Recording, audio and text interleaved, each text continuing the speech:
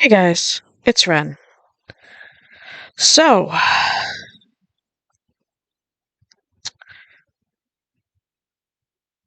I've been off for a bit.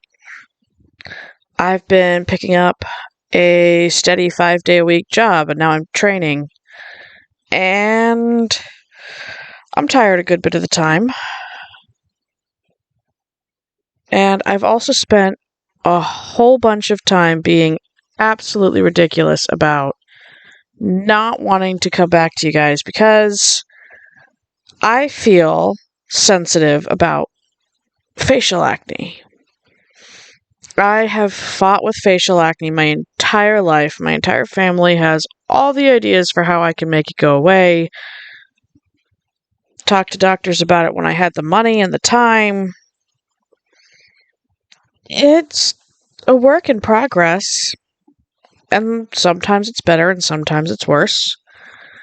But, well, because my family made such a big issue of trying to help me make it better, I feel like it's more of a problem than I guess it really is. And I don't know if you guys have times like that and feelings like that when everyone in your life is like, well, I know how to make your problem go away. And your response is, I didn't think it was that much of a problem, but I guess I'm underestimated. Um, so yeah, I have literally let my facial acne keep me from recording because I felt like people wouldn't want to see me with spots on my face. I guess it's different. No, not different. It's really easy to let small things keep us from making first steps. And it's really easy to be sensitive about things that everyone else assumes you want to fix, assumes we want to fix. And the world is sitting here like, well, obviously you want to fix this thing and we're going to help you fix it. And that only brings it to our attention how noticeable it is to everyone else. But acne is like this thing that almost everybody has, at least a little bit.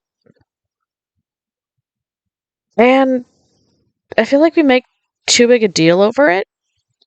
And there have been times when I've actively gone out and completely chosen not to deal with my acne because I feel like it shouldn't matter. And at the same time, I'm sitting here noticing that obviously it does matter. It's it's been hard. And it's not easy to be vulnerable and to admit to the fact that I am sensitive about this thing that I have struggled with my whole life. And at the same time, I think it's probably important to be vulnerable about it and admit it that this is something that I deal with. It's ridiculously like teenage. It feels like something that a middle schooler would worry about. It doesn't feel like something I should have to worry about now that I'm out here in the working world and, way past college, your typical college age. It feels like it shouldn't matter, but it does. And I wonder how many of us let ridiculously small things change our lives by limiting us. Things that we feel like we shouldn't care about, but we do. And it's kind of like just because I feel like I shouldn't care about it because it's too small doesn't mean that I can't care about it or that I'll stop caring. And so, yeah, I've gone to the doctor again, and they're going to take a look at and see if they can figure out my facial acne again. And we're going to see what we can do again. It's just not worth a huge amount of time to me, because if I spend too much time focusing on trying to get my facial acne fixed, I can't do other things that I want to do. Like post random videos for strangers on the internet, or play with my cat, or do yard work and landscape design, or come up with fun new little toy creations or artwork, or write stories. Cece, you think it's time for me to play with you? Whenever I talk for long enough, my cat thinks it's time for us to play. I'm not even sure why, but she comes to check on me if I keep speaking. She cares about me. And she always wants to play. It's one of the reasons we're down here instead of up at my desk, is because if I talk too long at my desk, she will come and start playing with my hand. And I never did manage to teach her that claws and teeth are not appropriate for human hands. She never leaves any lasting marks, and like, she doesn't leave anything that, by lasting marks, I mean anything that lasts more than 5 minutes. But you don't have to get all that rough with a claw or a tooth for somebody to get completely distracted from whatever they're doing. So now I'm down here in the armchair where my hands have this beautiful buffer between me and claws that very definitely only want to play.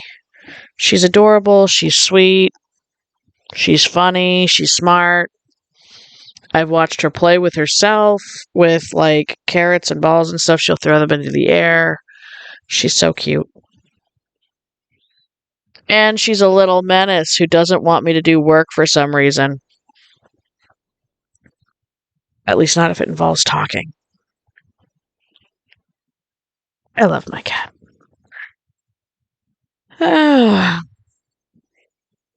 But yeah. So that's today's thoughts. How we can sometimes be too helpful and introduce concerns by trying to help people fix things, and to look into how small, embarrassing things can kind of eat up our lives.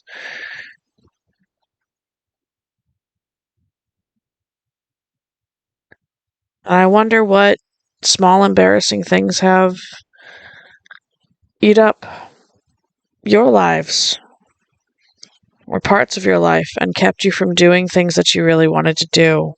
But I hope that if you also have some concern or something for something that feels like it shouldn't matter but does, that you let it matter,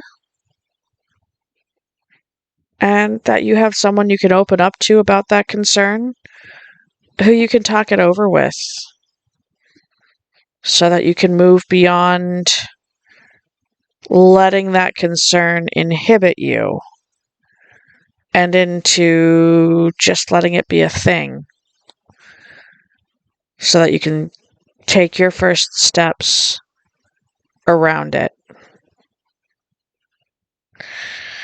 And as always, don't forget that you're important, what you think is important, and it's important to this world that you continue thinking and speaking your thoughts and feelings